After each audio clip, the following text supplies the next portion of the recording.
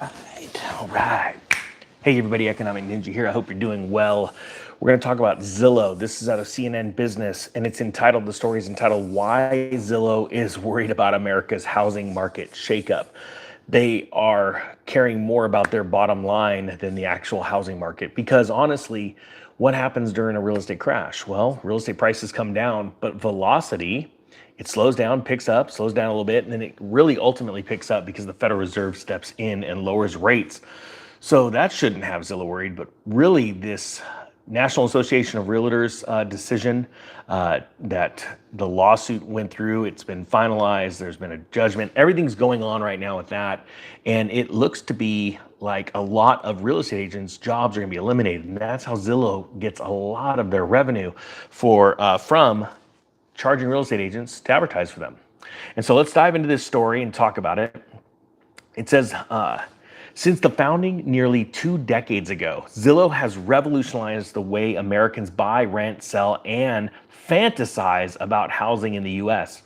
But a settlement that breaks the grip of powerful real estate agents could trigger a range of problems for the platform, already suffering from declining traffic in an increasingly competitive housing market. Now, if you remember, we reported on this a couple of years ago when Zillow had that really big botched deal where they were investing in real estate, and their algorithm, which most people went by, most of the public, when I was working with clients as a real estate agent, it was the Zestimate that really told them what their house value was worth. And it was a really dangerous thing, because the Zestimate is what really put in people's minds their values, and it was an algorithm, right?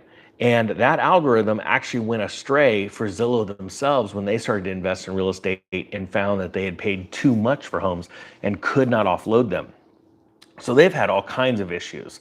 But to think that their popularity grew so big, so fast, that people would treat that as gospel. They said, hey, the Zestimate says that worth this much, this is what I want for the house. It was just a mind-blowing time. Well, it says here that the company's stock dropped nearly 13% since Friday's $418 million settlement between the National Association of Realtors and groups of home sellers, which ended the standard 6% for realtors.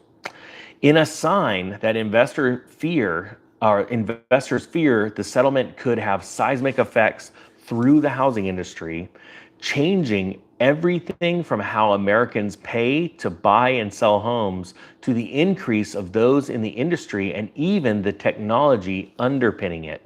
It's really interesting during these times, everybody's freaking out in the real estate world. Everything's going to be fine. This little shakeup, a lot of agents go, I would never sell homes for less than that. Yeah, you will. And if you don't, someone else is going to. I use the analogy of firefighters. When I went through Fire Academy, 26 years ago, something like that, they had a figure that 97% of the nation's firefighters at the time were volunteer. And only about 3 or 4% of the nation's firefighters were full-time in big cities. Now that number has changed because of out of control money printing by governments. So governments have funded a lot of this through grants and through bonds and measures and help from the federal government, right? And so there's a lot more paid firefighters now. But the point being is that that's a job that anybody would do. They liked doing it. They got paid pretty much nothing around the country to risk their lives to help other people. And it's the same way with really any job. At a certain point, job pay gets so bloated, there's some kind of industry shakeup. In this situation, it's real estate commissions. And what will happen is a lot of people can leave. There are going to be a lot of people in this economic crash that can't really, because what job are they going to go to? And then someone's going to step in and take the lower amount. That's just how it's going to work. There's going to be a lot of really neat negotiating that happens over the next couple of years for selling real estate and for taking care of buyers in the real estate transactions. And I'll give you an example. Think about this. You want to go sell your house, and now you go find a selling agent, and they go, I'm only gonna charge you 3%. And you're like, that's great. And then here comes a buyer without an agent. And the buyer's like, I don't want to pay an agent. I'll go through you. And you're a selling agent. And if the selling agent puts their nose up at the thought of taking care of the entire transaction, what are you more than likely to do? As a matter of fact, I'd like to hear it. What are you more than likely to do if your real estate agent is working for 3%? Here's a buyer that has a loan, is qualified for a mortgage, wants to buy your house. They don't want to pay an agent. What are you going to tell that agent to do? Probably more than likely to take care of it, right? Just handle it. And it's going to be interesting to see this dynamic shake out. And it's going to be really interesting to see companies like Remax, like um, Prudential, and all these big real estate brokerages that have built themselves up over time based on the fact that they're definitely getting 3% on one side of that commission, or at least 2.5%, to have their revenue cut in half. That's going to be very, very interesting. And you're going to see a lot of companies like EXP and, or actually definitely like Assist to Sell, and those companies, those discount brokerages really pick up. Hey, somebody from Indiana. Nice people from Indiana. All right, here we go. So it says Zillow made this point itself in its annual report last month, when the company warned that if agent commissions are meaningfully impacted, it could reduce the marketing budgets of real estate partners, or reduce the number of real estate partners participating in the industry, which could adversely affect our financial condition and results of operations. What he's saying nicely is we're going to have less people, real estate agents, that are willing to pay us for advertising, because there's going to be this culling in the market.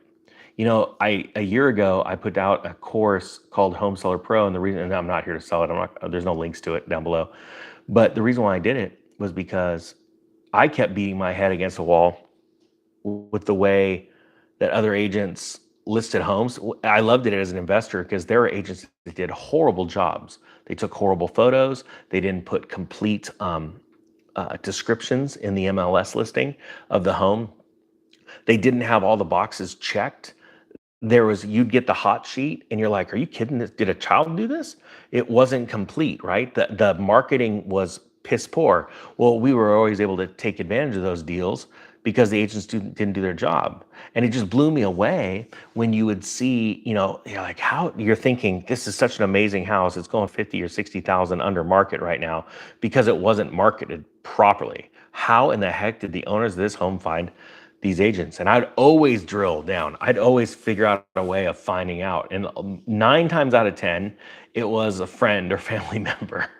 And you're like, not every agent does a good job. I look at all the things that I do wrong and have done wrong in my career, and look at how I can make it better. But what shocks me the most about real estate agents is how, if they drive a G-Wagon, people instantly assume they know everything. It really does impress me. There was this gentleman, and it bugged the snot out of me, and he started in my area back in the mid 90s. Or late 90s, sorry. He was just a brand new agent in the late 90s when I was looking at real estate, getting into it. And he would wear a suit. He was brand new. He'd wear a suit. He had the nice car. He took those like glamorous photos of him in front of a winery, sipping a glass of wine kind of thing. And it would just bug the snot out of me. And I didn't realize back then how well it was going to work. And he positioned himself as the top real estate agent for the rich and famous, and brand new, zero experience, but he knew marketing, right? Well, now Zillow understands marketing, and that's how they get all of their money. And they're starting to freak out because half of their agents are leaving, right? Now, fast forward, 10 years, and this guy knew his stuff. Why? Because he got so many listings. He was thrown through the fire, and he became an amazing agent, right? But in the beginning, how he got his listings was by looking different than everybody else. And real estate agents are constantly competing for more attention, more. And it's interesting now that we have social media. An agent really has no excuse on how to get out there in front of their community and be different. Now, going back to the Zillow story, because I think this is really interesting, because I think that you could see Zillow in a serious situation as the real estate market continues to go down in this next year, because they're leveraged. and you're seeing their stock go down. If their stock keeps falling, they're going to have some big issues. Now it says here, and we're going to go over how Zillow makes money. Despite the problems, Zillow still leads in the market because there's other companies out there, right? Redfin and others. With data on well over 160 million US homes, its residential revenue has outperformed the real estate industry average of six consecutive quarters. Still, it's a down market. Zillow reported that it outperformed the residential real estate industry by 12 percentage points in 2023. Total revenue industry-wide declined by 17% from the prior year, while Zillow's fell only 5%. Now, this is what I want to focus on. You'll notice right here, still, it's a down market, is exactly what the story says. See, the acknowledgement that the market has turned down is now pretty widely known. And the reason why is because sale volume has fallen off a cliff the last year and a half, 2 years. This is exactly what happened in 2004 and 2005. And I've said this so many times before, a real estate downturn takes quite some time. Why? Because it has to filter through all the states and all the people. And then everybody runs to the door and panics. That panic moment is already beginning, because when you go around the country and you look at asking prices, they're starting out really strong and they have to back down 20, 30, 40, maybe even $50,000, depending on the price of the house, before they get a bite. So it's like casting a rod, your fishing line out into the lake. You know where the fish is. You cast that line way out past it, meaning you throw the price out there and you see first, is there any other fish that are going to go grab it the second that bait hits the water and they get excited? No. So you put your high price out there, like, hey, my neighbor sold his. Then you start reeling it in and you start lowering that price. And as that bait passes a fish and he's like, all right, it's more opportunity, I could just go for it. It's pretty much right in front of my face. And the fish grabs it. It's the same thing in real estate. The only difference is, after a certain point, after you keep catching fish in the same spot, what do you end up doing? Other anglers are sitting around watching this. They start to cast in the same spot, talking about price. Hope that makes sense to everybody. But then we've got that downturn. And that's what's really exciting. This, quite frankly, is one of the greatest things I've ever seen, because this is so much bigger than 2004, 2005, because the Feds got their back up against the wall with inflation. We did not have stated inflation this high. And it's way higher, obviously, than what the government numbers are. But you have to see what's really happening behind the scenes. And that is, the government's having a hard time selling its debt, especially to other countries. So they're flooding the markets with money and it's not hitting your pocket. So if it's not hitting your pocket, what's it doing with your neighbor's pocket or the neighbor farther down the street? Everyone's hurting right now. Everyone's feeling the pinch. We're starting to see people liquidate their toys right now. What's next after toys? Second homes. I saw this in Lake Havasu, where a lot of people had second homes. I had a rental down there, but second homes were pretty prevalent from people in California.